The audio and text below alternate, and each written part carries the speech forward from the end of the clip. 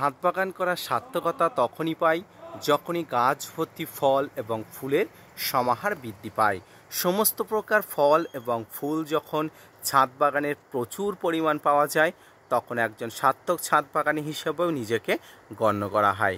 এই মুহূর্তে যে ফলটি দেখতে পাচ্ছেন সেটি কে, সেটা বলার অপেক্ষা রাখে না। এটি হলো পেয়ারা।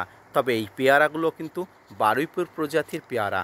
আমার 2 বছর বয়সী গাছগুলোতে এবছর মোটামুটি ভালো মাত্রায় পেয়ারা পেয়েছি, এবং পেয়ারাগুলো যাতে কোনো প্রকার পোকার আক্রমণ না হয়, কোনো প্রকার পোকার আক্রমণের মাধ্যমে পেয়ারাগুলো যাতে ক্ষতি না হয়ে যায় বা পেয়ারাগুলোর পোকার ভিতরে না হয়ে যায়, তার জন্য কিন্তু এই ধরনের কেরি বা পলিথিন ব্যবস্থা প্রয়োগ করবেন।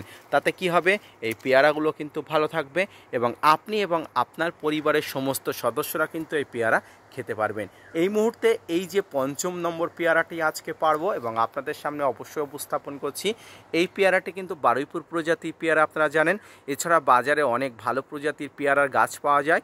থাই প্রজাতির পেয়ারাগুলো থেকে প্রচুর পরিমাণ পেয়ারা কিন্তু পাওয়া যায়। তাই প্রত্যেকে বলবো, ছাদ বাগানে একটি ভালো মানের পেয়ারার চারা যদি আপনি রোপণ করে রাখতে পারেন, প্রচুর পরিমাণ ফল কিন্তু সারা বছরে পাবেন। ধন্যবাদ।